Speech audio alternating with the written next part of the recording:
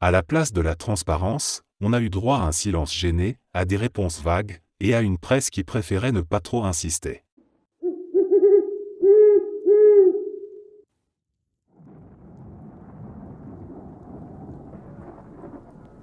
Franchement, j'ai de plus en plus cette sensation étrange que les 4 dernières années n'ont pas vraiment existé. Ou plutôt qu'elles ont été avalées par une espèce de vortex temporel, un trou noir collectif dans lequel on a tous été aspirés, sans s'en rendre compte. Une pause forcée, mais sans repos. Une parenthèse qui s'est refermée sans qu'on sache ce qu'on a vraiment vécu dedans. Et aujourd'hui, on reprend comme si de rien n'était, mais au fond, on sait que quelque chose s'est brisé. Pas seulement nos routines ou nos habitudes, mais notre rapport au temps, à l'avenir, à la vie sociale, à ce qu'on appelle une trajectoire. J'ai de la chance. Je ne suis plus étudiant. Je n'avais pas d'examen, de stage ou de diplôme à valider dans le chaos, pas de premiers amours à vivre dans un contexte de couvre-feu, pas de premier boulot à chercher dans un monde figé. Mais à chaque fois que je croise des jeunes de 18, 20, 22 ans, je ressens un mélange de colère et de tristesse. Parce que, on leur a volé quelque chose de fondamental. Pas juste du temps, mais une période de leur vie qu'ils ne retrouveront jamais. Et on agit comme si ce n'était pas grave. Comment tu te construis quand tu passes 2 ans sur Zoom? Comment tu fais des rencontres, tu prends confiance, tu explores, quand les lieux de vie ferment, quand tu ne peux même pas voir ton cercle d'amis sans vérifier la légalité du moment? Des jeunes sont entrés dans l'âge adulte en pleine pandémie, et ils ont dû grandir dans une ambiance de peur, de restriction, de solitude. C'est comme si on leur avait dit, pose sur ta vie, on verra plus tard. Et le plus dur, c'est que maintenant, ces mêmes jeunes doivent faire comme si tout allait bien. Allez, c'est reparti, on rouvre les portes, on passe à autre chose. Sauf que tu ne rebranches pas une génération comme on rallume un ordi. L'isolement, le stress, le sentiment d'être inutile ou à l'arrêt, ça laisse des traces profondes. J'en entends de plus en plus qui disent qu'ils se sentent seuls, détachés, comme s'ils flottaient dans une vie qui n'a plus de repères. Ils ont l'âge de la construction, et on leur a donné du sable mouvant.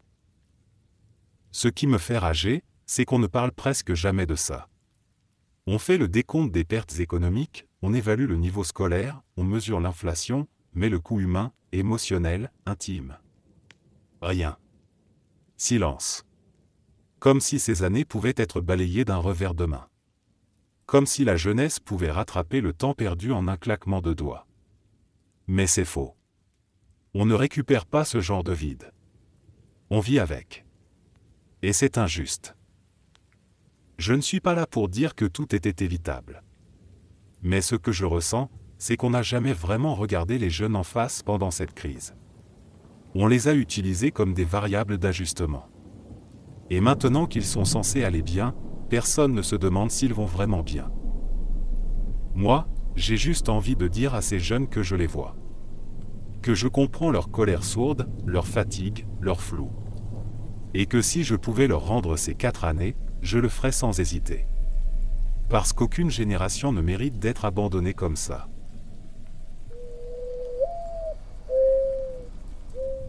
Je me souviens très clairement du moment où on nous a dit que porter un masque ne servait à rien si on n'était pas malade. Sur le moment, j'ai voulu faire confiance, parce que quand un ministre de la Santé ou un directeur d'agence sanitaire parle, on suppose qu'il s'appuie sur des données solides. Mais il ne m'a pas fallu longtemps pour comprendre que ce discours n'était pas basé sur la science, mais sur une stratégie pour masquer la pénurie. C'était flagrant. En fait, dans d'autres pays asiatiques, on portait déjà des masques massivement, et pas uniquement les gens malades.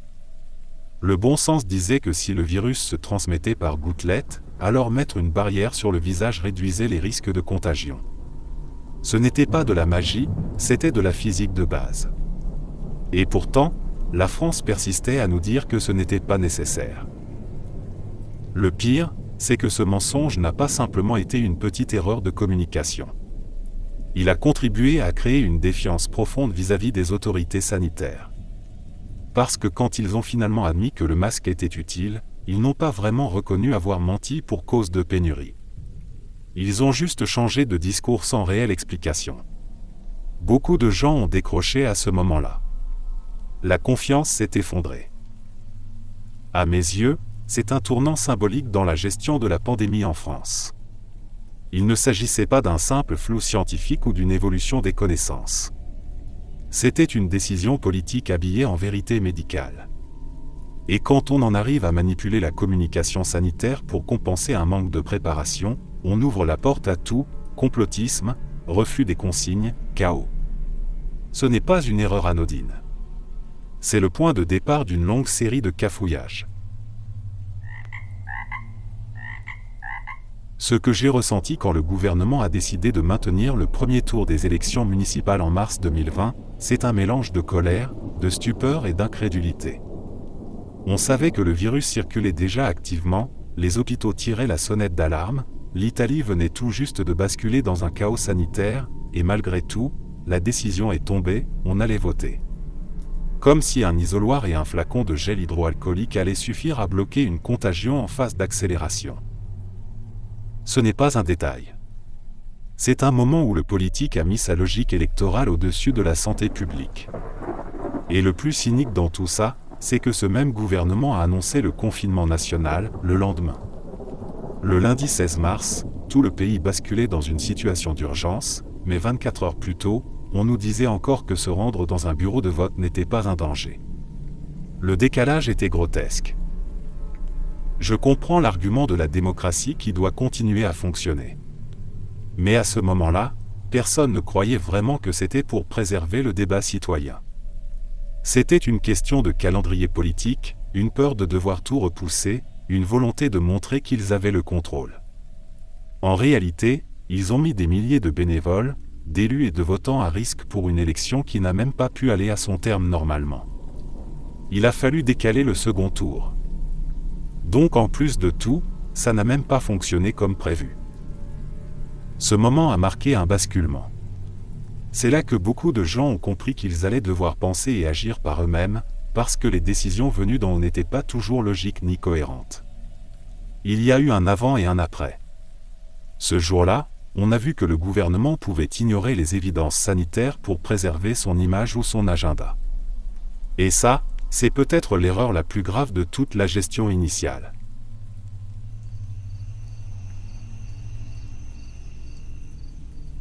S'il y a bien un aspect de la crise qui m'a laissé un goût amer, c'est la manière dont les autorités françaises ont traîné les pieds pour admettre que le Covid-19 pouvait se transmettre par aérosol. On a perdu des mois cruciaux à répéter que le virus se propageait principalement par gouttelettes, c'est-à-dire par des projections directes lorsqu'on parle, tousse ou éternue. Or, cette vision réductrice a conditionné toute la stratégie sanitaire, du type de masque recommandé jusqu'au protocole dans les écoles et les transports. Pendant ce temps-là, des scientifiques un peu partout dans le monde, et pas des marginaux, tiraient la sonnette d'alarme. Des chercheurs en physique, en virologie, en ingénierie des flux d'air publiaient des études et signaient des tribunes pour alerter sur la transmission aérienne dans des lieux fermés, mal ventilés. Il y avait des clusters dans des salles de sport, des chorales, des open spaces, des restaurants.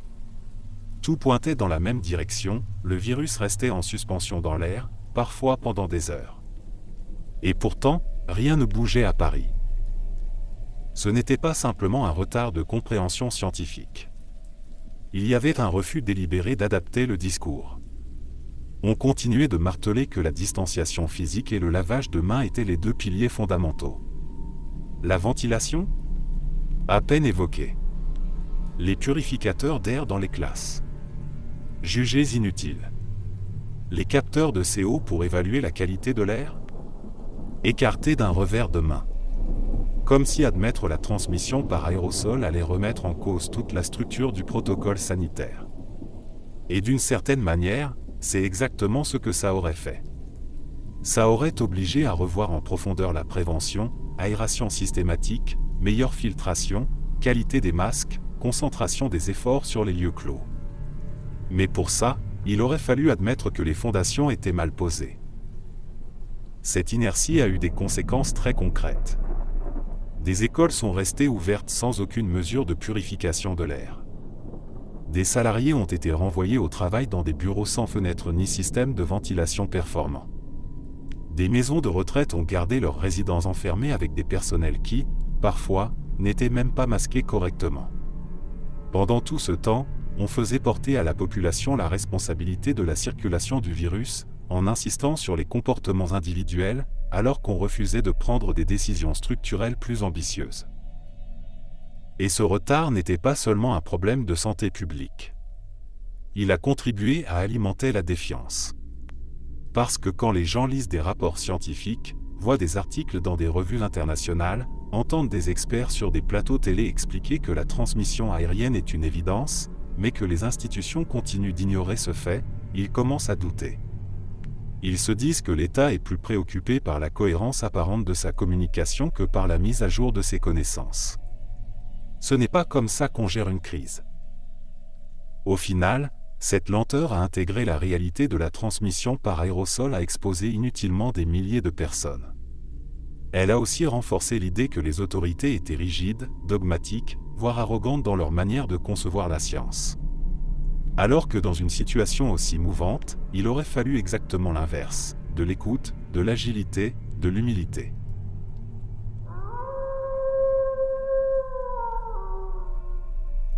Je ne crois pas qu'on mesure encore vraiment l'ampleur de la dissonance entre le discours officiel au début de la pandémie et la réalité vécue dans les hôpitaux. Ce qui me revient constamment en tête, c'est cette phrase prononcée avec aplomb par plusieurs membres du gouvernement, « Nous sommes prêts ».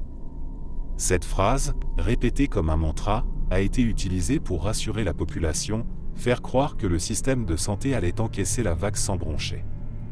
Sauf que sur le terrain, les soignants hurlaient déjà que rien n'allait. La vérité, c'est que les hôpitaux français étaient déjà à bout de souffle bien avant que le Covid-19 arrive. Depuis des années, on empilait les réformes d'austérité, on réduisait les effectifs, on fermait des lits pour des raisons de rentabilité. L'hôpital avait été géré comme une entreprise déficitaire, et non comme un pilier de la solidarité nationale. Le personnel alertait en vain, manifestait dans l'indifférence générale. Et puis la crise est arrivée, et tout à coup, on attendait d'eux qu'ils soient des héros. Mais on ne devient pas prêt à affronter une pandémie parce qu'un ministre le déclare dans une conférence de presse. La préparation, c'est du concret, des lits de réanimation disponibles, du matériel de protection en quantité suffisante, des circuits clairs pour isoler les malades, des équipes en nombre. Rien de tout ça n'était là. Dans certains hôpitaux, on s'est retrouvé à bricoler des respirateurs de fortune, à trier les patients, à transformer des salles de réveil ou des couloirs en unités Covid. Des internes à peine formés ont été envoyés en première ligne.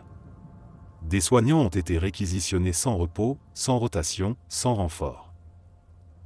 Et pendant ce temps, au sommet de l'État, on continuait de donner le change. Les conférences de presse du ministre de la Santé ressemblaient parfois à des bulletins de victoire, alors qu'on manquait de tout. Ce décalage entre le récit officiel et la réalité vécue a profondément choqué le monde médical. On demandait aux soignants de faire preuve d'abnégation, mais on leur mentait sur la situation réelle. On glorifiait leur engagement, tout en continuant à négliger les moyens nécessaires à leur sécurité. Je pense que cette dissimulation volontaire d'un système affaibli a fait beaucoup de dégâts, pas seulement en termes de santé publique, mais aussi sur le plan moral. Les gens ont fini par comprendre que l'hôpital public était sacrifié depuis longtemps. Que les politiques, en dépit des discours d'hommage, n'avaient rien anticipé, rien renforcé, rien appris des alertes précédentes. Aujourd'hui encore, on peine à reconstruire la confiance. Parce qu'un gouvernement qui dit « nous sommes prêts » alors qu'il sait pertinemment que ce n'est pas le cas, c'est un gouvernement qui préfère la communication à la vérité. Et en période de crise, ce choix-là peut faire basculer tout un pays dans le doute, la colère, voire le rejet des institutions.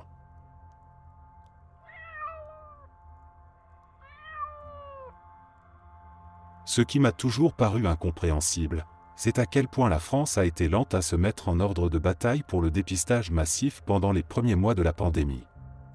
On parle d'un pays avec une médecine de ville structurée, un réseau de laboratoires développé, des moyens logistiques conséquents.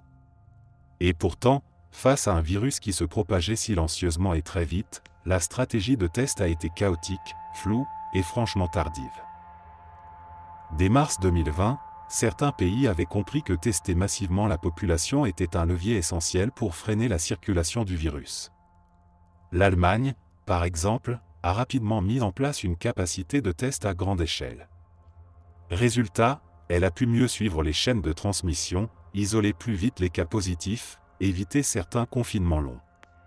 La Corée du Sud, elle, a mis en place une stratégie ultra-agressive de dépistage ciblé, de traçage numérique et d'isolement. Ce n'était pas parfait, mais c'était cohérent. Et nous? On bricolait. Au début, le gouvernement expliquait que les tests PCR étaient réservés uniquement aux cas graves ou hospitalisés. Puis, quand la pression publique s'est intensifiée, on a promis l'accès généralisé. Mais le système n'était pas prêt. Il manquait des réactifs, des écouvillons, du personnel formé. Les labos étaient débordés, les résultats mettaient parfois une semaine à arriver, ce qui rendait les tests presque inutiles pour casser les chaînes de contamination. On a vu des gens faire la queue pendant des heures devant les centres de dépistage, parfois pour rien. L'organisation n'était pas au rendez-vous. Le plus frustrant, c'est qu'il n'y avait pas de cap clair. Le gouvernement ne savait pas s'il voulait tester tout le monde, seulement les symptomatiques, ou simplement afficher des chiffres pour justifier une décision. À un moment donné, on a atteint des pics de tests quotidiens sans que ça se traduise par une stratégie sanitaire plus intelligente. Tester, c'est bien. Mais tester sans isoler correctement, sans tracer efficacement, sans communiquer clairement sur les objectifs, ça ne sert à rien. C'est de l'agitation. Et pendant ce temps-là, la maladie avançait. Le virus se répandait dans les familles, les entreprises, les écoles, sans qu'on sache vraiment où il était ni comment il circulait. On avançait à l'aveugle. Et quand les chiffres devenaient trop inquiétants, on ressortait le confinement comme une solution de dernier recours. Ce n'est pas de la stratégie, c'est du pilotage en catastrophe. Ce qui me dérange profondément, c'est qu'on aurait pu faire autrement. Des scientifiques, des médecins, des associations alertaient dès le début sur l'importance de la détection précoce. On avait les moyens matériels et humains pour faire mieux. Mais encore fallait-il écouter, anticiper, coordonner. Ce qu'on a eu à la place, c'est une politique du surplace, hésitante et inefficace, qui a gaspillé du temps précieux. À mes yeux, ce raté du dépistage est l'un des symboles les plus clairs de l'improvisation générale qui a marqué la première année de la crise. On aurait pu contenir bien des foyers, éviter bien des morts, si on avait juste su où regarder au bon moment.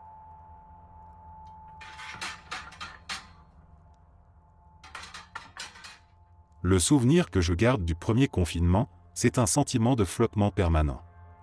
On nous disait que tout était sous contrôle, qu'il fallait suivre des règles simples, rester chez soi, sauver des vies. Et sur le principe, d'accord. Le confinement était une mesure lourde, mais sans doute nécessaire à ce moment-là. Ce qui m'a dérangé profondément, c'est l'impression que rien n'avait été pensé en amont. On n'était pas dans la rigueur d'un plan d'urgence anticipé, mais dans une improvisation permanente maquillée en décisions stratégiques. Tout a commencé par une série d'annonces vagues, parfois contradictoires, où les ministres ne semblaient même pas tous d'accord sur la nature des restrictions. Fallait-il sortir avec une attestation papier, numérique? Fallait-il mettre l'heure, l'adresse, le motif exact? Il fallait faire 1 heure de sport à 1 kilomètre de chez soi, mais est-ce que ça incluait la marche lente? Est-ce qu'un enfant qui accompagne un parent est compté dans la limite individuelle? Les questions absurdes fusaient parce que les règles étaient mal conçues, pensées à la hâte, sans réflexion sur leur application réelle. On a eu droit à des mesures hyper précises dans certains cas et totalement floues dans d'autres. On pouvait aller faire ses courses mais pas acheter un livre. On pouvait acheter des cigarettes ou un ticket de loto mais pas voir un proche âgé même en fin de vie. Les librairies ont été fermées mais les rayons livres de grande surface sont restés ouverts un moment. Il y avait là une incohérence profonde entre ce qui était interdit au nom de la santé publique et ce qui restait possible, simplement parce que c'était trop compliqué à encadrer. Les attestations, c'était peut-être l'exemple le plus criant de cette dérive bureaucratique. Ce bout de papier qu'il fallait remplir pour sortir jeter les poubelles ou promener son chien est devenu un symbole d'un État qui préfère contrôler que comprendre. Je me souviens de gens verbalisés pour avoir mal coché une case, de joggeurs interpellés à 1,2 km de chez eux, comme si la priorité, en pleine crise sanitaire, c'était de traquer les déviants administratifs plutôt que de renforcer le système de santé. Ce confinement-là a aussi révélé une profonde inégalité. Il n'a pas été vécu de la même façon par tout le monde. Il y avait ceux qui pouvaient télétravailler dans de grandes maisons à la campagne, et ceux qui se retrouvaient enfermés à 5 dans un 40 mètres carrés en banlieue.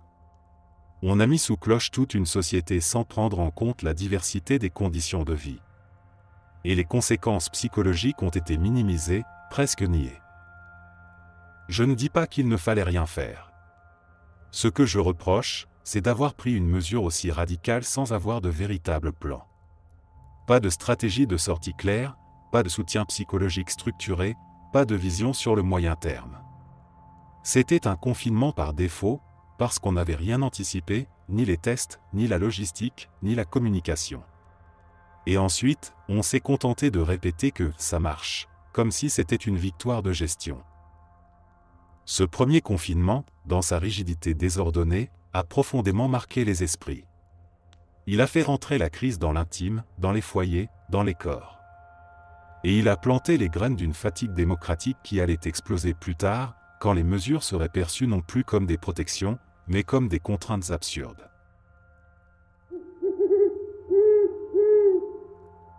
Ce que j'ai trouvé le plus absurde, voire humiliant, pendant le confinement, c'est cette fameuse attestation de déplacement.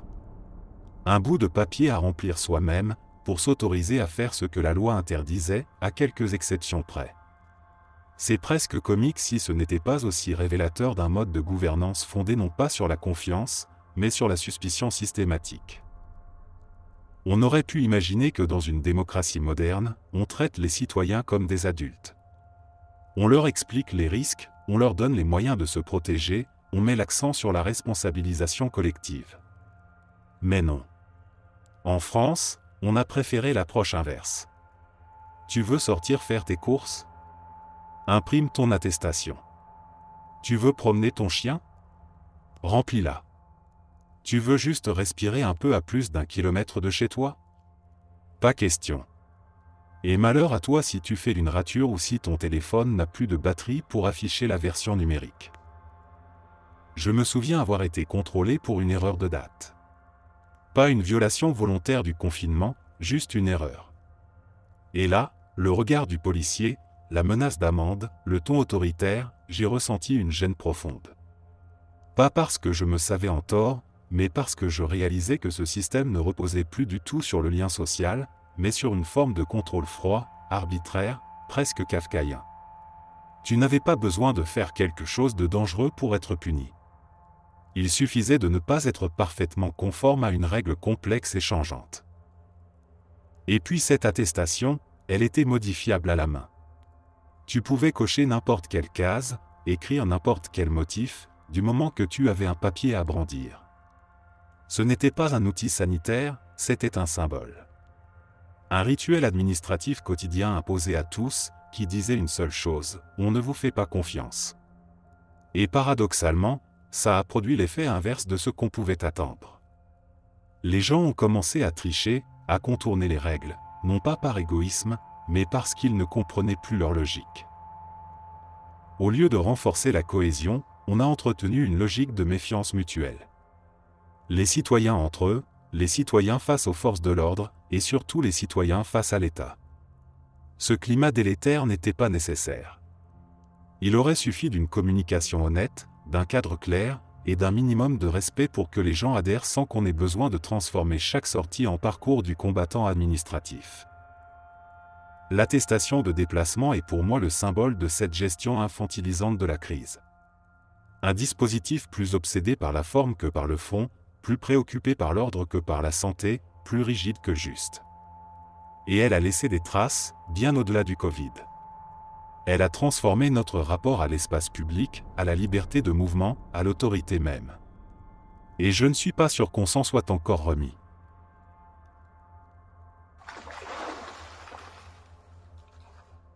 S'il y a bien une décision qui a cristallisé l'incompréhension générale pendant les confinements, c'est la fermeture sélective de certains commerces jugés non essentiels. Et parmi eux, il y a un exemple qui m'a particulièrement marqué, les librairies. Qu'on ait pu considérer que vendre des livres était moins important que de permettre l'achat de produits de luxe dans une grande surface, ça en dit long sur la logique administrative qui a guidé certaines décisions. Je ne remets pas en cause la nécessité de limiter les déplacements ou d'éviter les lieux clos trop fréquentés. Mais là, ce n'était pas une mesure sanitaire, c'était un choix de facilité. Fermer les petits commerces indépendants tout en laissant les grandes enseignes continuer à vendre les mêmes produits, ça n'avait aucun sens. On a laissé les rayons « culture » ouverts dans les supermarchés, alors que les libraires, eux, devaient baisser le rideau. Où est la cohérence? Où est la logique sanitaire dans tout ça? Ce n'était pas le livre qu'on interdisait, c'était le lieu où il était vendu. Ce qui m'a encore plus dérangé, c'est la manière dont cette mesure a été présentée, froide, sans nuance, sans reconnaissance des réalités du terrain. Les libraires, les disquaires, les fleuristes, tous ceux qu'on a classés d'un coup comme non essentiels, ont été traités comme s'ils étaient superflus, presque décoratifs dans la vie sociale. Alors qu'en réalité, ce sont souvent des lieux de lien, d'échange, de proximité humaine. Leur fermeture a envoyé un message brutal, ce que vous représentez n'est pas prioritaire, même si vous faites vivre un quartier, même si vous appliquez les règles sanitaires strictement. Et que dire des incohérences flagrantes entre les secteurs? On pouvait acheter un jean ou un grille-pain dans une grande surface, mais pas un roman chez un libraire. On pouvait s'entasser dans les transports pour aller travailler, mais pas rentrer à deux dans une boutique vide. Cette logique absurde a fini par miner l'adhésion des gens. On ne peut pas exiger des sacrifices quand les règles paraissent injustes ou incohérentes. Ça crée de la frustration, de la colère, du rejet. Ce sentiment d'injustice a été d'autant plus fort que beaucoup de ces petits commerces avaient mis en place des protocoles exemplaires. Gel hydroalcoolique, jauge stricte, nettoyage fréquent, prise de rendez-vous. Mais rien n'y faisait. Le couperet tombait de manière uniforme, bureaucratique. On n'a pas jugé au cas par cas. On a interdit, point. Pas parce que c'était dangereux, mais parce que c'était plus simple à gérer sur le plan administratif. Pour moi, cette décision de fermer certaines activités au nom d'une logique essentielle non essentielle a montré à quel point la gestion de crise pouvait être déconnectée de la réalité sociale et humaine. On a privilégié le confort de l'uniformité à la complexité du réel. Et ce sont toujours les mêmes qui ont payé le prix, les petits, les indépendants, les gens déjà fragiles économiquement. L'arbitraire n'est pas une politique sanitaire. Et encore moins une politique juste.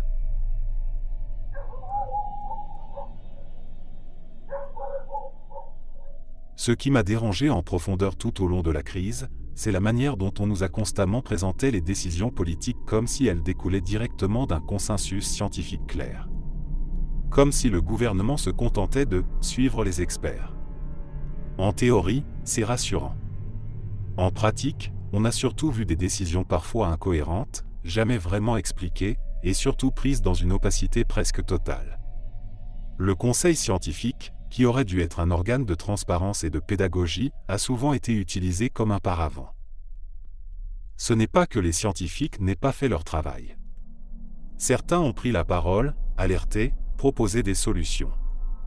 Mais ce qui a manqué, cruellement, c'est une vraie visibilité sur leurs recommandations, sur les débats internes, sur les désaccords même. Car la science, ce n'est pas un bloc homogène. Ce sont des hypothèses, des confrontations de points de vue, des incertitudes. Or, ce que le gouvernement a voulu imposer, c'est une image d'autorité scientifique monolithique qui aurait validé chaque mesure sans débat. Une fiction. Prenons un exemple simple, le couvre-feu. Était-ce réellement une recommandation forte du conseil scientifique? Ou une décision politique justifiée a posteriori par un avis plus nuancé? Idem pour la fermeture des écoles, les changements de cap sur la vaccination, les critères de réouverture ou de reconfinement. On nous disait le conseil scientifique a recommandé, mais les documents sortaient parfois avec des semaines de retard, quand ils étaient publiés. Et souvent, quand on les lisait, on constatait que les avis étaient beaucoup plus prudents que les annonces politiques ne le laissaient penser. Le problème, ce n'est pas que les politiques prennent des décisions. C'est leur rôle. Le problème, c'est quand ils refusent d'en assumer la responsabilité, en les attribuant à une autorité scientifique supposée incontestable. C'est une façon de neutraliser toute critique, de couper court au débat public. Et cette stratégie a eu un effet pervers. elle a abîmé la relation entre la population et la science elle-même. Parce qu'à force de présenter chaque décision comme scientifique, alors qu'elle était clairement politique, on a fait naître de la confusion, puis de la méfiance. Quand les recommandations changent, ce qui est normal quand les données évoluent, les gens n'y voient plus une adaptation, mais une contradiction. Et comme aucune décision n'était expliquée en profondeur, il était facile de basculer dans le doute, voire le rejet. Pour moi, la transparence aurait dû être une priorité absolue. Chaque recommandation du conseil scientifique aurait dû être publiée en temps réel, dans un langage accessible. On aurait dû assumer les débats internes, les zones d'ombre, les dilemmes éthiques. Cela aurait humanisé la démarche, au lieu de nous servir une façade technocratique froide, inflexible et parfois cynique. La science ne peut pas être utilisée comme un bouclier politique. Elle doit éclairer les choix, pas les masquer. En refusant d'ouvrir les coulisses de la décision, l'État a contribué à miner la confiance à un moment où elle était essentielle. Et cette opacité, je ne pense pas qu'on l'oubliera de sitôt.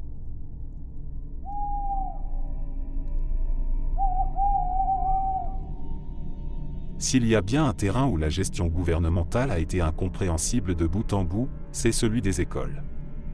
À aucun moment, on a eu le sentiment que l'État avait une vraie stratégie éducative en situation de crise.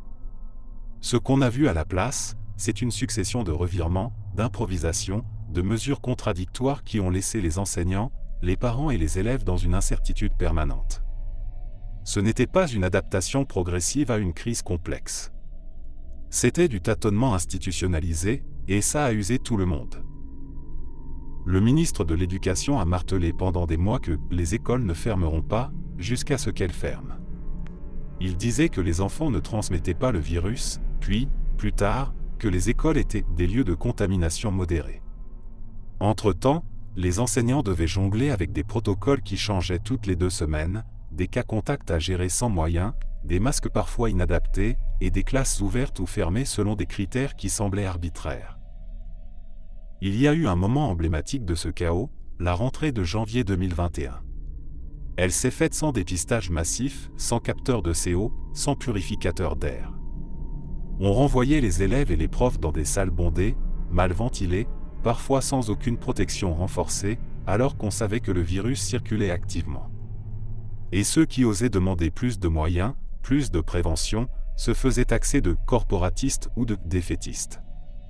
Comme si protéger les enseignants était un luxe qu'on ne pouvait pas se permettre. Les protocoles ? Une vraie loterie. À un moment, il suffisait d'un cas positif pour fermer une classe. Puis, quelques semaines plus tard, il en fallait 3. Puis on revenait à un cas, mais seulement si c'était un variant. Puis on changeait encore, en fonction de la région, du niveau scolaire ou de la pression hospitalière locale. Résultat, ni les élèves, ni les parents, ni les personnels ne savaient à quoi s'attendre. Il fallait s'adapter en temps réel à des règles mouvantes, sans que personne n'ait jamais pris la peine d'en expliquer le sens. Et pourtant, il ne s'agissait pas que de logistique. Derrière chaque cafouillage, il y avait des conséquences humaines. Des élèves en décrochage, qui n'avaient pas accès au numérique. Des enfants stressés par la peur de contaminer leurs grands-parents. Des enseignants en burn-out, confrontés à des classes où la moitié des élèves étaient absentes. Des parents à bout, entre télétravail imposé et garde improvisée. On a géré l'école comme une variable d'ajustement sanitaire, pas comme une priorité nationale. Ce qui me frappe encore, c'est l'incapacité à tirer des leçons au fil des vagues. À chaque nouvelle hausse des cas, c'était comme si tout recommençait de zéro. On avait le sentiment que personne n'avait pris le temps d'évaluer ce qui avait fonctionné ou échoué. Et dans le fond, ce manque d'anticipation trahit une chose, l'école n'a jamais été considérée comme un pilier à protéger en temps de crise, mais comme une contrainte logistique qu'il fallait maintenir à tout prix pour que les parents puissent travailler. Le résultat, c'est une génération d'élèves qui a vécu 2 ans de scolarité hachée, désorganisée, instable. C'est un corps enseignant en colère, fatigué, peu écouté. Et c'est une administration centrale qui, à force de vouloir tenir le cap, a fini par perdre toute crédibilité.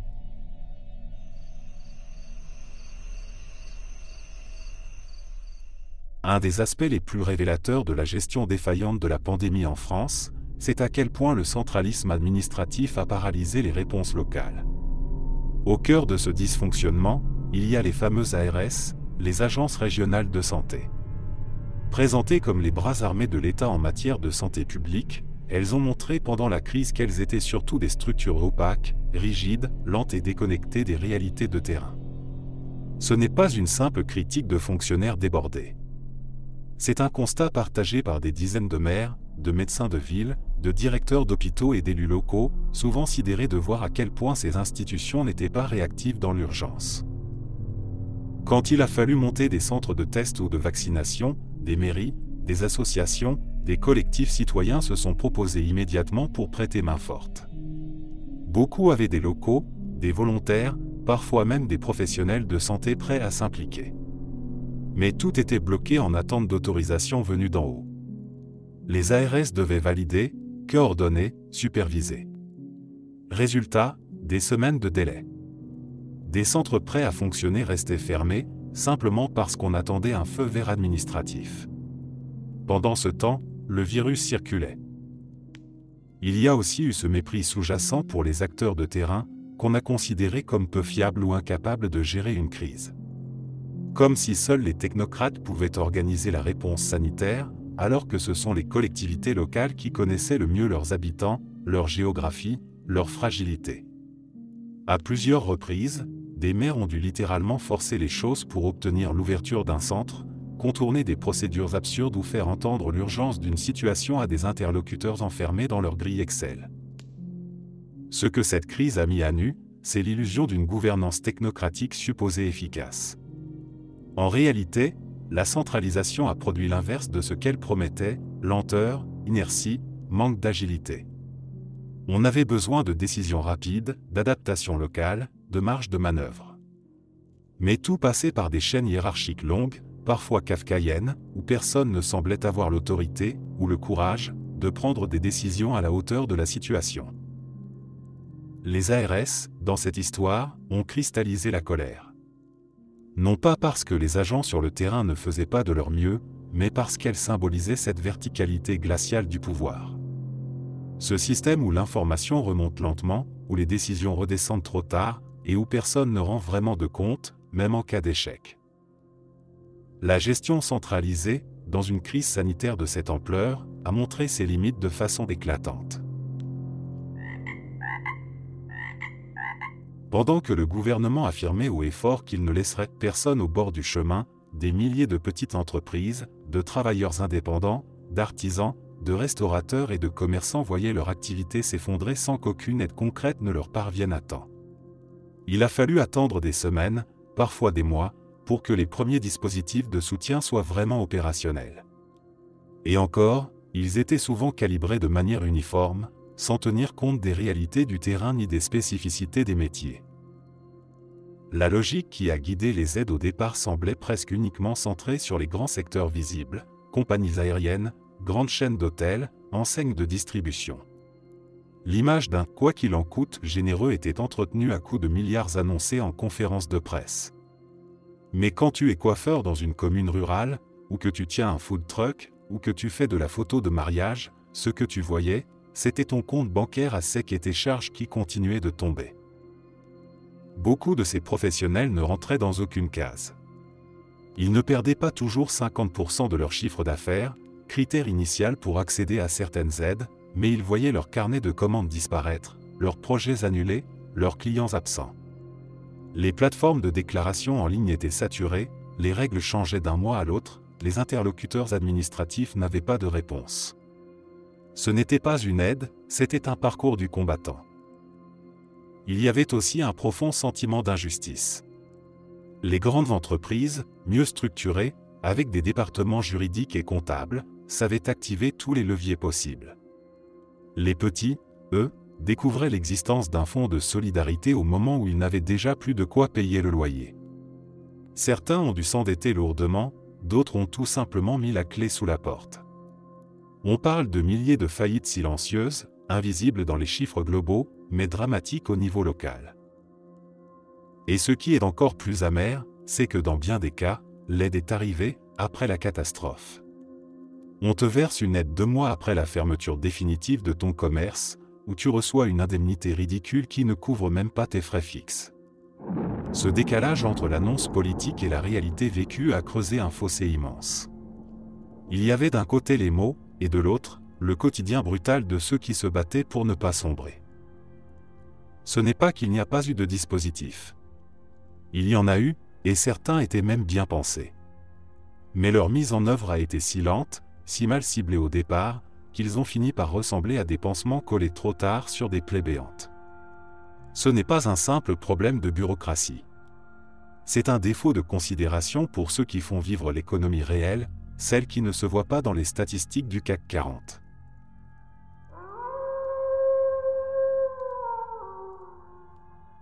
Un moment qui m'a profondément dérangé pendant cette crise, c'est la manière dont certains traitements, en particulier l'hydroxychloroquine, ont été interdits ou écartés du débat médical sans qu'il y ait eu, du moins au début, un véritable échange scientifique transparent. On peut parfaitement comprendre que des médicaments soient écartés s'ils s'avèrent inefficaces ou dangereux. Mais ce que beaucoup ont constaté, c'est que l'exclusion de certains traitements s'est faite très tôt, très vite, parfois avec une virulence qui relevait plus du réflexe politique que de la médecine fondée sur des preuves. L'affaire de l'hydroxychloroquine est emblématique. Avant même que les essais de qualité aient été conduits, la suspicion a été totale, immédiate, systémique. Quiconque remettait en question cette précipitation passait pour complotiste, pour pro-quelque chose, pour irresponsable. Le débat scientifique, au lieu d'être ouvert, contradictoire, mis en lumière dans sa complexité, a été réduit à une ligne officielle à suivre. Il y avait d'un côté la bonne science, validée par les agences et les comités, et de l'autre des charlatans qui posaient des questions. Pourtant, dans une situation inédite, face à un virus mal connu, il était normal de tester plusieurs pistes, y compris des molécules anciennes. Ce qui m'a frappé, c'est à quel point cette polarisation a fait perdre en lucidité. Ce n'est pas tant la question de savoir si l'hydroxychloroquine marchait ou pas, les études sérieuses ont fini par dire que non. C'est la vitesse avec laquelle le doute scientifique a été remplacé par une forme d'autorité verticale, où tout questionnement devenait suspect. On n'avait plus le droit de dire « on ne sait pas encore » ou « on devrait continuer à étudier la molécule dans certains contextes ». C'était blanc ou noir, légitime ou interdit. Il ne s'agissait pas seulement d'un médicament, mais de la place laissée au débat scientifique dans une démocratie. Ce débat, en pleine pandémie, aurait dû être visible, documenté, accessible au public. On aurait dû expliquer pourquoi tel traitement était testé, sur quels critères on l'acceptait ou non, pourquoi certaines études étaient jugées de qualité et d'autres non. À la place, on a assisté à une communication descendante, technocratique, presque inquisitrice. Et cette fermeture a nourri la défiance. Pas seulement chez ceux qui soutenaient l'hydroxychloroquine. Chez tous ceux qui auraient voulu comprendre, comparer, réfléchir. En excluant certaines voix, on a renforcé les extrêmes. Au lieu d'apaiser, on a radicalisé. Au lieu de convaincre, on a imposé. Et le pire, c'est que cette posture s'est répétée dans d'autres domaines, sur les vaccins, sur les mesures sanitaires, sur les statistiques. Le réflexe de censure a pris le pas sur l'écoute. C'est là, à mon avis, que l'État a commis une erreur lourde. Il a confondu contestation et désinformation. Il a confondu vigilance et rébellion. Et il a oublié que la science n'est jamais plus forte que lorsqu'elle accepte la contradiction. Ce que je retiens de cet épisode, c'est qu'on a manqué une occasion de montrer comment fonctionne réellement la science, par le doute, par la confrontation des idées, par l'expérimentation ouverte. En étouffant ce processus, on a fragilisé non seulement la réponse médicale, mais aussi le lien entre les institutions et les citoyens.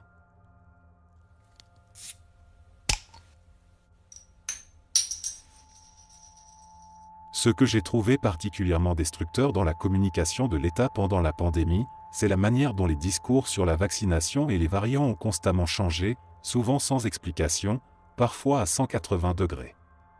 Je ne parle pas d'ajustement nécessaire en fonction de l'évolution des connaissances, ça, c'est normal.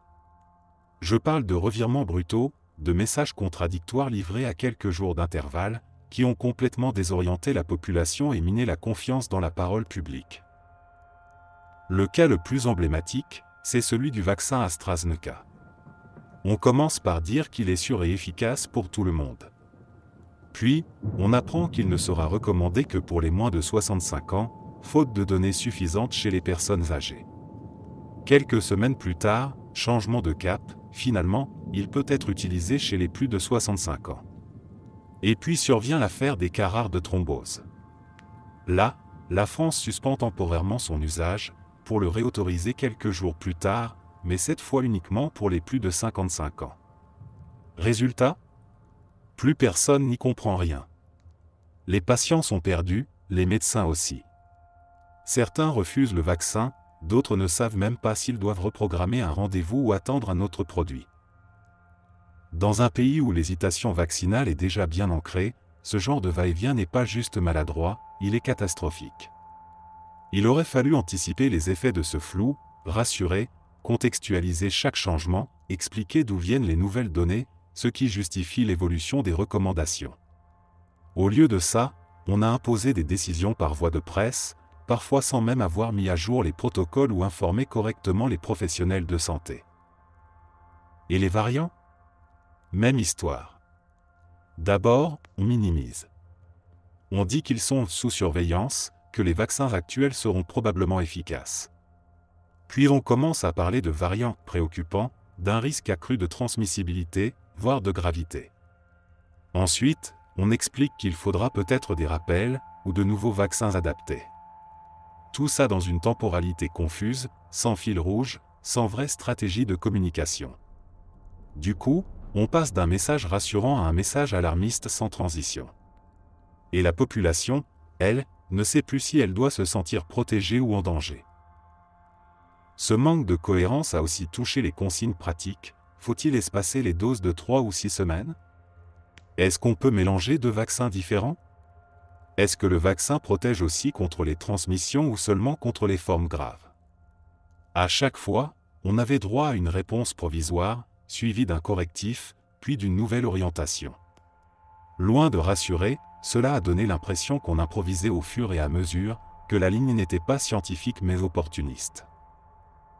Et ce flou n'a pas seulement affecté la campagne de vaccination.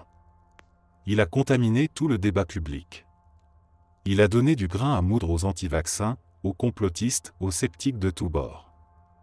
Il a aussi fatigué les gens de bonne foi, ceux qui voulaient simplement comprendre et faire les bons choix. Parce qu'à force de changements mal expliqués, on finit par décrocher. On obéit par lassitude, ou on n'écoute plus rien.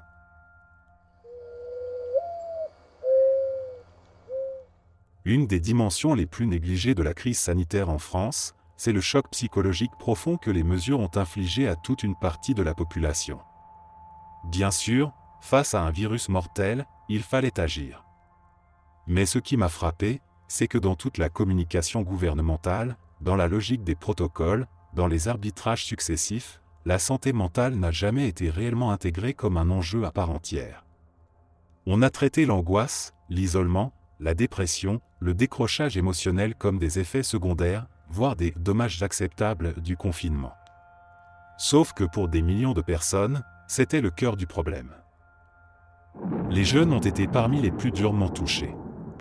Étudiants enfermés dans 9 mètres carrés sans cours, sans interaction sociale, sans perspective d'avenir. Ados privés de liens, d'activités, de rites de passage essentiels à leur construction. Des milliers de jeunes se sont retrouvés à sombrer dans l'anxiété, à faire des crises d'angoisse, à développer des troubles alimentaires, à perdre le sommeil. Et pourtant, aucune réponse structurelle n'est venue avant très longtemps. Les dispositifs d'écoute étaient dérisoires. Les rendez-vous en CMP, centres médico-psychologiques, étaient saturés. Les étudiants ont dû attendre près d'1 an avant qu'on commence à parler timidement de chèque psy, comme si un bon d'achat de 3 séances pouvait régler des mois d'effondrement intérieur. Mais les jeunes n'étaient pas les seuls. Les personnes âgées isolées ont vécu des mois dans une solitude totale, coupées de leurs proches, parfois même des membres de leur famille en fin de vie n'ont pas pu être accompagnés correctement. L'interdiction de visite dans les EHPAD, même dans les derniers instants, a brisé des familles. On a imposé des règles sanitaires sans offrir d'alternatives humaines. Il y a eu des personnes qui sont mortes seules alors que leurs enfants étaient à quelques kilomètres, impuissants face à l'administration. Et tout cela a été traité comme une variable logistique, pas comme un traumatisme humain. La souffrance psychologique des soignants aussi a été ignorée. On les applaudissait à 20 heures, mais on ne parlait pas de l'épuisement moral, des insomnies, du stress post-traumatique chez ceux qui ont vu mourir des patients par dizaines, parfois sans avoir le temps de les accompagner. Beaucoup de soignants ont quitté leur poste, d'autres ont sombré dans une détresse silencieuse. Il n'y avait ni cellule de soutien efficace, ni reconnaissance réelle du poids mental qu'ils portaient. Je ne m'attendais pas à ce que l'État ait une solution pour chaque cas individuel. Mais ce que j'espérais, c'était au moins une prise en compte collective de cette dimension. Qu'on en parle dans les conférences de presse. Qu'on investisse massivement dans les services de santé mentale. Qu'on rende accessibles des ressources, des accompagnements, des espaces d'écoute. Rien de tout ça n'est venu rapidement. Tout s'est fait tard, timidement, sans ambition. Le plus grave, c'est que les effets de cette négligence sont durables. Les troubles anxieux, les burn-out, les dépressions, les deuils non faits, tout ça ne s'efface pas avec le retour à une vie normale. Il faudra des années pour mesurer le coût réel de cette détresse collective, et encore plus longtemps pour réparer ce qui peut l'être.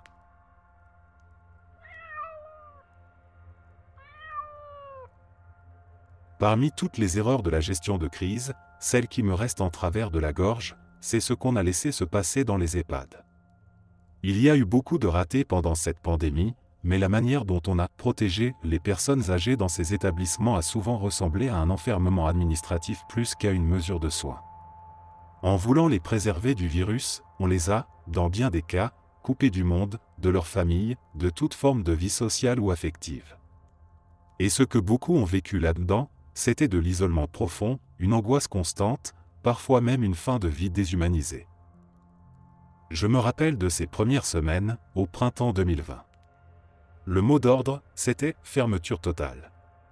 Plus de visites, plus de sorties, plus de liens extérieurs. Les familles ont été écartées brutalement, sans aménagement. Même les proches qui venaient chaque jour, qui aidaient à nourrir, à parler, à maintenir un semblant de quotidien pour leurs parents, ont été empêchés de franchir la porte. Pour le personnel, déjà en sous-effectif chronique, c'était l'apocalypse. Certains ont travaillé en continu, confinés sur place, sans relais, sans répit, parfois même sans équipement de protection adapté.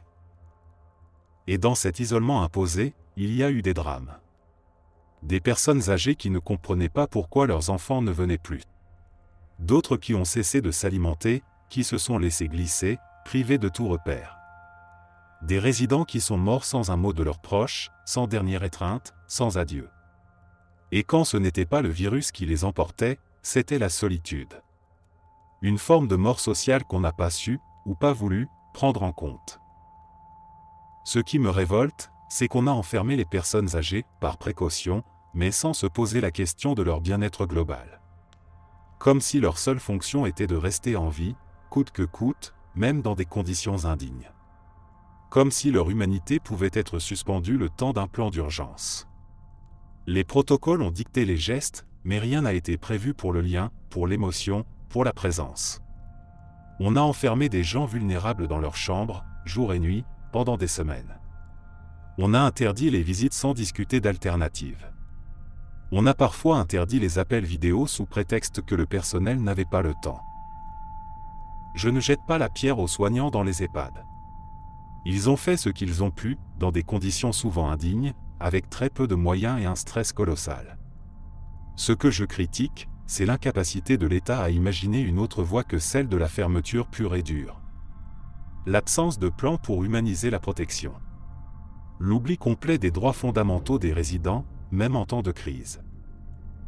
Et puis il y a eu la question des soins. Pendant plusieurs semaines, dans certaines régions, les résidents atteints du Covid n'étaient même pas transférés à l'hôpital. Des consignes ont circulé pour privilégier les soins palliatifs sur place. Là encore, sous couvert de pragmatisme, c'est une forme de tri qui a eu lieu. Discrètement. En silence. Sans débat public.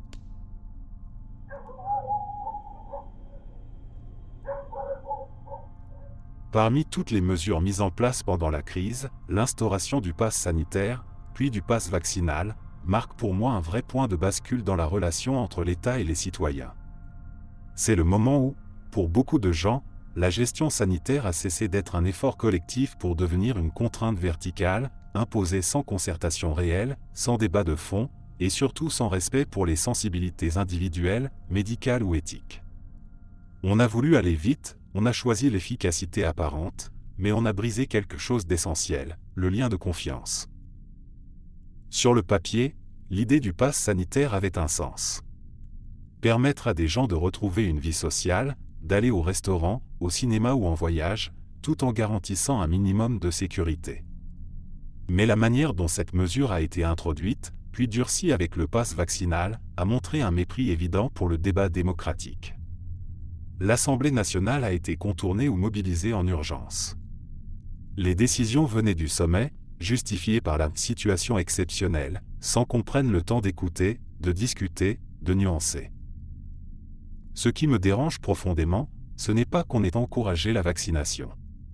C'est qu'on l'ait rendue quasiment obligatoire sans avoir le courage de l'assumer comme telle. On a construit un dispositif de contrainte indirecte, une obligation déguisée, où les non-vaccinés n'étaient pas techniquement exclus, mais où on leur fermait l'accès à la majorité des espaces sociaux. Dans les faits, ils n'avaient plus le choix. Et le pire, c'est que cette approche a été défendue comme un moindre mal, comme un compromis. Mais en réalité, c'était une manière de diviser, de stigmatiser, de créer deux catégories de citoyens. Beaucoup de personnes vaccinées ont d'ailleurs été mal à l'aise avec cette logique. Parce qu'elles comprenaient que la vaccination pouvait et devait être promue, mais qu'elle ne devait pas devenir un sésame social au détriment des libertés fondamentales. Et pourtant, c'est exactement ce qu'il s'est passé, on a conditionné l'accès à la culture, aux loisirs, à certains emplois, à une donnée médicale. C'est une rupture majeure dans l'histoire des droits en France.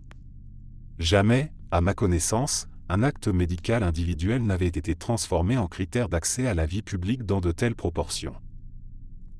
Et ce que je trouve encore plus inquiétant, c'est la banalisation de cette mesure. Beaucoup ont fini par l'accepter non pas par conviction, mais par lassitude, par peur de l'exclusion, par nécessité. On a transformé un débat fondamental sur la liberté et la santé publique en une simple formalité technique. Un QR code à scanner, un formulaire à remplir, un contrôle à passer. La violence symbolique de cette mesure a été masquée par sa dimension numérique et quotidienne. On aurait pu faire autrement. On aurait pu miser sur la pédagogie, sur la confiance, sur le débat public. On aurait pu créer un espace de dialogue où les questions légitimes sur les effets secondaires, sur les obligations éthiques, sur les données personnelles soient traitées avec sérieux, et non balayées d'un revers de la main. Mais on a préféré gouverner par l'urgence, par le décret, par la pression. Le pass n'était pas simplement un outil sanitaire. C'était un tournant politique. Et il faudra du temps pour mesurer à quel point il a abîmé le rapport à la citoyenneté, à la médecine, à l'État. À force de tout justifier par l'exception, on finit par faire de l'exception la règle.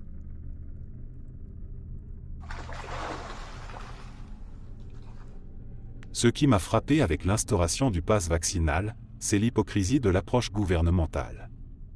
On nous a répété en boucle que la vaccination n'était pas obligatoire, que chacun était libre de son choix. Mais dans les faits, cette liberté était totalement théorique. Parce que dans une société où l'accès au travail, au transport, aux lieux culturels, aux cafés, aux universités, aux hôpitaux pour certains accompagnants, dépendait d'un QR code, parler de choix individuels relevait du cynisme. On a mis en place une des formes les plus puissantes de pression sociale jamais vues dans notre démocratie récente, et on l'a fait en se déchargeant de toute responsabilité. Vous êtes libre, nous disait-on. Mais si vous choisissez de ne pas vous faire vacciner, alors vous n'avez plus accès à votre vie quotidienne. C'est une forme de chantage social, institutionnalisé, que beaucoup ont vécu comme une agression morale. Et je parle ici de gens qui n'étaient pas forcément anti-vax ou complotistes. Juste des personnes hésitantes, prudentes, parfois même déjà malades, qui voulaient attendre ou poser des questions légitimes. Le pire, c'est qu'au lieu d'accompagner ces doutes, de leur répondre avec respect, on a sorti la grosse artillerie. La peur, la culpabilisation, la stigmatisation. Emmanuel Macron l'a dit sans détour, il voulait émerder les non-vaccinés. Ce n'est pas une phrase anodine. Ce n'est pas un simple coup de com'. C'est une posture politique assumée, celle de l'exclusion. On a transformé un débat de santé publique en une guerre morale entre les bons citoyens et les autres. Et ça a fracturé la société plus profondément que bien des mesures. Il y a eu des conséquences concrètes. Des salariés suspendus parce qu'ils ne présentaient pas de passe, parfois même dans des secteurs en tension. Des étudiants qui ont dû abandonner leur cursus ou faire des pieds et des mains pour suivre leurs cours à distance. Des personnes qui ne pouvaient plus accompagner un proche en fin de vie à l'hôpital. Des familles divisées, des amis qui ne se parlaient plus. Tout ça au nom d'un impératif sanitaire qui, au fond, aurait pu être mieux géré par l'écoute et la transparence plutôt que par la contrainte camouflée. Et soyons honnêtes, si le gouvernement avait voulu rendre la vaccination obligatoire, il en avait les moyens. Une loi claire, débattue au Parlement, avec des garanties, des exceptions médicales, un accompagnement spécifique. C'est ce que d'autres pays ont fait. Ça aurait eu le mérite d'être frontal. Mais en France, on a préféré la stratégie du détour. Créer une obligation sans la nommer. Se protéger juridiquement en refusant d'assumer politiquement. Ce que ce moment a révélé, c'est une forme de lâcheté institutionnelle.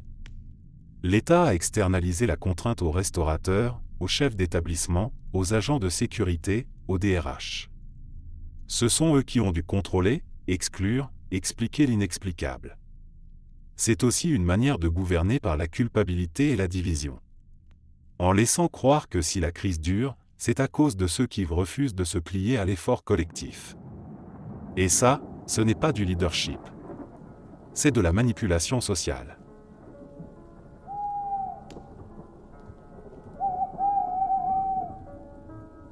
Une des dérives les plus préoccupantes de la gestion de la crise sanitaire, c'est la manière dont l'État, avec la complicité d'une bonne partie des grands médias, a systématiquement marginalisé, discrédité, voire tenté de faire taire les voix médicales ou scientifiques qui ne rentraient pas dans le cadre officiel. Et je ne parle pas ici de charlatans ou de figures complotistes qui vendent des potions miracles sur Telegram. Je parle de médecins, de chercheurs, de professeurs d'université parfois reconnus, qui se sont retrouvés accusés d'irresponsabilité ou d'obscurantisme simplement pour avoir posé des questions, proposé des alternatives ou exprimé un désaccord sincère. Ce qui m'a le plus choqué, ce n'est pas qu'il y ait eu des controverses. C'est normal dans une crise inédite, surtout quand la science est en train de se construire en temps réel. Ce qui m'a choqué, c'est l'absence de place laissée au débat dans l'espace public. Les plateaux télé n'invitaient plus que des experts validés, les autres étant traités comme des dangers à éviter. Certains médecins ont été menacés de sanctions par leur ordre professionnel, ou traînés dans la boue médiatiquement pour des prises de position parfois nuancées, parfois même fondées sur des publications scientifiques légitimes. On a basculé dans une logique binaire. Si tu étais critique, tu étais contre la science. Si tu remettais en question une politique, tu étais anti-système. Si tu défendais un protocole alternatif, tu étais dangereux. À aucun moment, on a voulu reconnaître que dans un contexte aussi mouvant, le pluralisme d'opinion scientifique n'est pas une menace, c'est une richesse. Ce verrouillage du débat a eu pour effet pervers d'alimenter précisément ce que le gouvernement disait vouloir éviter, la défiance, les rumeurs, le repli sur des sources alternatives parfois douteuses. Parce que quand tu interdis la parole aux gens crédibles mais critiques, ils finissent par aller s'exprimer ailleurs. Et le public, lui, se tourne vers ces espaces périphériques, réseaux sociaux, médias indépendants, forums, pour entendre ce qu'on ne lui dit pas dans les circuits officiels. Ce n'est pas par goût du complotisme, c'est parce que l'information y est moins filtrée, plus diverse, parfois plus honnête. Ce que les autorités n'ont pas compris, c'est que la vérité ne se décrète pas depuis un pupitre. Elle se construit, se discute, s'affronte aux contradictions. Le plus tragique, c'est que cette censure implicite a aussi contaminé l'intérieur même du monde médical. Des professionnels ont préféré se taire plutôt que d'exprimer leur malaise. Des étudiants en médecine ont appris à ne pas poser certaines questions pour ne pas être mal vus. des chercheurs ont mis en pause leurs travaux sur des sujets sensibles, par peur de perdre leur financement ou leur réputation. Ce climat, c'est l'opposé exact de ce qu'il faut pour faire progresser la connaissance. La démocratie sanitaire ne peut pas fonctionner sans débat ouvert. Et ce débat ne peut pas exister si ceux qui questionnent sont systématiquement renvoyés dans les cordes. Il faut une société où l'on peut douter sans être traité d'ennemi public. Où l'on peut critiquer sans être blacklisté. Où l'on peut proposer une autre voie sans être excommunié.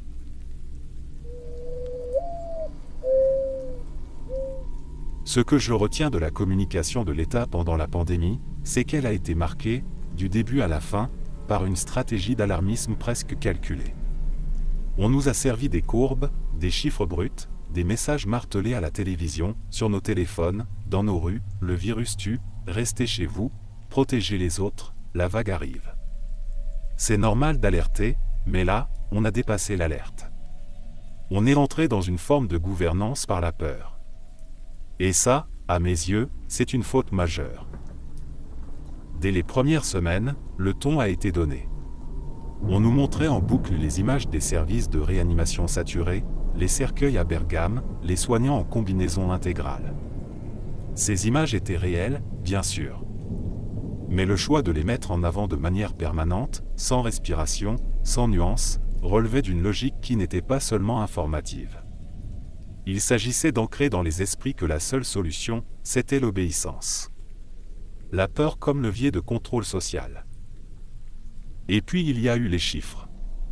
Tous les jours à 18 h, on avait droit au décompte morbide, nombre de cas, nombre d'hospitalisations, nombre de morts. Pas de chiffres sur les guérisons, pas de mise en contexte sur la gravité relative des cas, encore moins d'analyse sur les effets collatéraux des mesures. On nous faisait vivre dans une logique de pic permanent, sans prise de recul. Comme si la peur d'aujourd'hui devait annuler toute réflexion sur demain. Ce qui est terrible, c'est que cette stratégie a fonctionné, au début. Les gens avaient peur, ils ont obéi. Mais au fil des mois, cette peur entretenue est devenue contre-productive. Elle a provoqué du stress chronique, de la détresse psychologique, une paralysie du débat.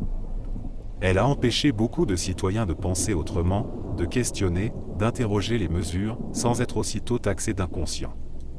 La peur a été utilisée comme une barrière mentale pour empêcher toute dissidence.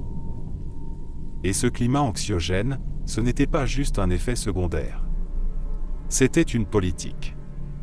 Il y avait toujours un membre du gouvernement pour venir annoncer qu'un variant plus dangereux arrivait, qu'un tsunami de cas était imminent, qu'il fallait tenir encore un mois. On nous a promis une sortie de crise des dizaines de fois, et chaque fois, elle s'est éloignée. C'est une technique bien connue, maintenir l'angoisse pour renforcer l'adhésion, maintenir une pression constante pour éviter le relâchement. Sauf que ça ne peut pas durer éternellement sans conséquences. Cette instrumentalisation de la peur a aussi été un moyen de justifier des mesures excessives. On nous disait, c'est pour éviter des dizaines de milliers de morts. Difficile de discuter, de proposer autre chose, dans un tel contexte. Et pourtant, on aurait pu construire autre chose, une communication fondée sur la responsabilisation, la pédagogie, la transparence. Montrer les risques, oui, mais aussi les solutions, les incertitudes, les compromis. On aurait pu parler aux citoyens comme à des adultes. On a préféré les effrayer comme des enfants. Je vais le dire franchement, parce que j'en ai marre de faire semblant de ne pas voir ce qui est pourtant sous nos yeux depuis des années, tout montre que le SARS-CoV-2 ne vient pas d'un marché de Wuhan ou d'un pangolin tombé malade par hasard. Ce virus est, à mon sens, le fruit d'un accident de laboratoire, et pire encore, il est lié à des projets de recherche financés par les États-Unis eux-mêmes, sous la supervision d'Anthony Fauci. Et le plus glaçant dans tout ça, c'est que certains gouvernements européens, comme l'Allemagne ou le Royaume-Uni, savaient très bien que cette piste était crédible dès le début. Pourtant, ils ont choisi de mentir pour préserver la diplomatie et éviter un scandale mondial. Revenons aux faits. Avant même la pandémie, on savait que l'Institut de virologie de Wuhan menait des recherches sur les coronavirus de chauve-souris. Pas des recherches banales, mais ce qu'on appelle du gain de fonction, des modifications génétiques visant à rendre un virus plus infectieux chez l'humain, dans le but officiel de prévenir les pandémies futures. Et qui finançait une partie de ces recherches? Les NIH américains, via l'ONG EcoHealth Alliance, avec l'accord explicite des autorités scientifiques américaines, dont Fauci était un des responsables clés. Alors oui, officiellement, il s'agissait de collaboration scientifique internationale. Mais ce qui a été fait là-bas, dans ces labos de haute sécurité, n'était pas anodin. Et ce n'est pas de la science-fiction, les documents sont sortis. Des fuites, des courriels, des échanges internes montrent que certains experts, dès janvier-février 2020, se posaient la question d'une origine artificielle. Ils avaient vu des choses troublantes dans la structure du virus. Mais très vite, ces voix ont été mises en sourdine. Pourquoi? Parce qu'admettre que le virus venait d'un laboratoire aurait mis à nu une vérité inacceptable. La pandémie mondiale aurait pu être le résultat indirect d'une recherche financée, ou du moins tolérée, par des puissances occidentales. C'est là que ça devient insupportable. Plutôt que de dire la vérité, on nous a servi le conte du pangolin. L'histoire parfaite, un virus saute d'un animal sauvage à l'humain sur un marché chinois. C'est exotique, c'est flou, ça dédouane tout le monde. Et surtout, ça permet d'éviter un conflit diplomatique majeur avec la Chine. Pendant que des milliers de scientifiques, de journalistes, de lanceurs d'alerte se faisaient censurer pour avoir juste posé la question de l'origine en labo, des gouvernements se contentaient de répéter la version officielle. Pas parce qu'ils y croyaient, mais parce qu'elle les arrangeait. Il faut bien comprendre ce que ça veut dire. Si cette théorie est vraie, alors la pandémie qui a bouleversé la planète, tué des millions de gens, ruiné des économies entières et provoqué un effondrement psychologique collectif, aurait pu être évitée. Et que ceux qui savaient ont choisi de se taire. Pas par ignorance. Par intérêt.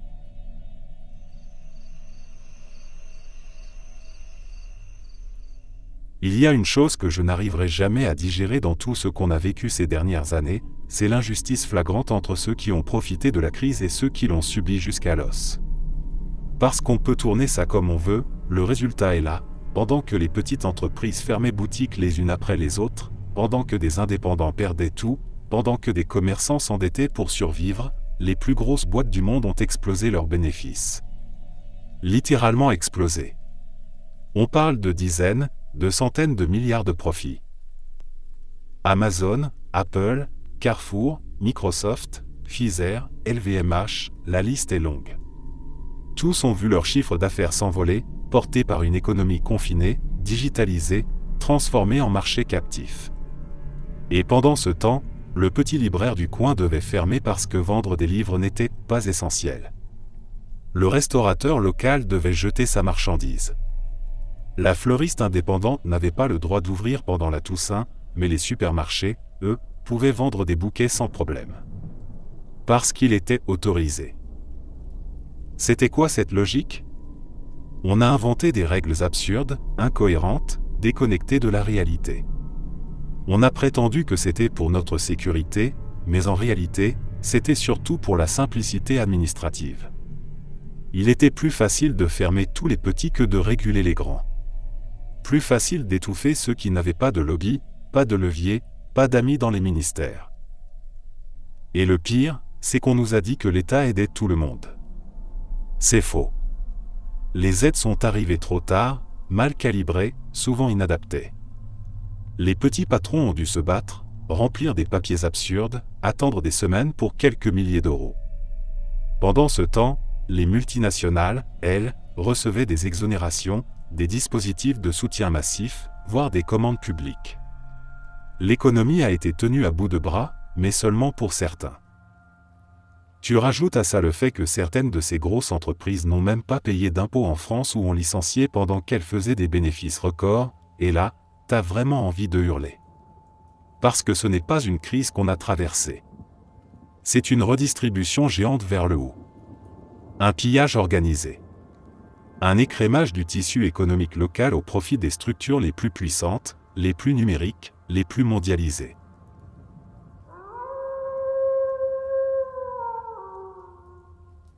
Ce qui me met hors de moi dans cette gestion de la vaccination, ce n'est même pas qu'il y ait eu des effets secondaires, c'est qu'on ait fait tout ce qu'on pouvait pour les minimiser, les cacher, les balayer d'un revers de la main.